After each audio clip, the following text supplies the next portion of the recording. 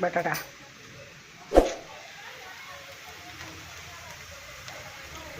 નાખી દઈએ લીલું લસણ.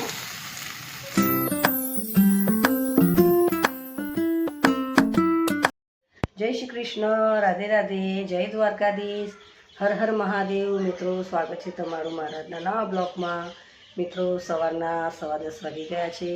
તો બધાને ગુડ મોર્નિંગ ને કેમ છો તમે બધા મજામાં રહ્યો. દ્વારકાધીશ બધાને સાજા સારા રાખે ને મસ્ત રાખે. તો મિત્રો ચેનલ પર ના હોય તો સબસ્ક્રાઈબ કરજો અને વિડીયો સારું લાગે તો લાઈક કરજો, શેર કરજો. મિત્રો જસ્ટ હમણાં મારું બધું કામ પત્યું, નાહી ધોઈ નાખ્યું. તો જો શાકભાજી લઈ લેવા, લીલું લસણ લઈને આવ્યા છે. તો આજે લીલા લસણમાં જ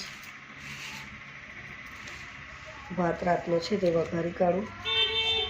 મિત્રો જો 2 ડુંગળી સમારી કાઢી, 1 ટમાટર, લીલું લસણ ધોઈ નાખ્યું મસ્ત જો પાણીમાં, અને 2 બટાકા કાપ્યા છે.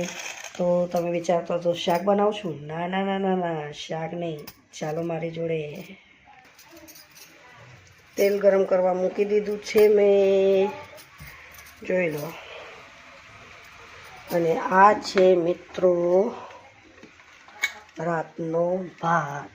યસ, આ રાતનો ભાત છે વધેલો. રાતે ભાત કોઈને ખાધો જ નહીં. જે પેલો ભાત હતો તેલમાં શેકી કાઢ્યો એ જ ખાધો. તો આ ભાત પડી રહ્યો કુકરના અલગ. તો ચાલો, હવે તેલ ગરમ થઈ ગયું છે. હવે એમાં આપણે નાખીશું પહેલાં બટાકા. તો આજે મસ્ત મજાનો એકદમ ટેસ્ટી વઘારેલો ભાત બનાવું છું. પહેલાં બટાટા મસ્ત તેલમાં સાતળી લો, એને કાઢી લો, ને પછી ડુંગળીને લીલું લસણમાં આજે એકદમ મસ્ત મજાનું બનશે ભાત મારો. જુઓ મિત્રો, પહેલી વાર હું પણ આવું ટ્રાય કરું છું. મસ્ત બટાકા સાતળાઈ જાય ને એટલે પછી દહીં નાખીને ડુંગળી સાતળી લઈએ.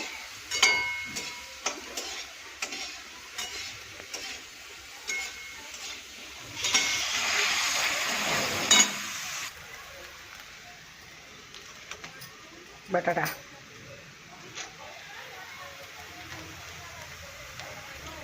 નાખી દઈએ લીલું લસણ.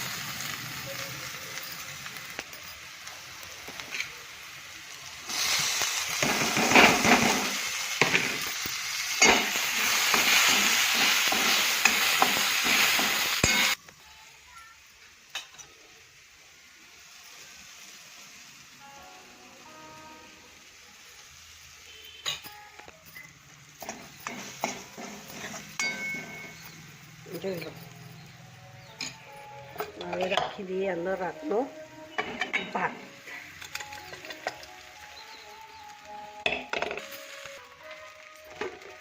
મિત્રો જો લીલું લસણ, ટમાટર, ડુંગળી, રઈ હળતો હશે કે હવે આનું શું કરીશ, તો આને આવી ઉપરથી આપણે નાખીશું.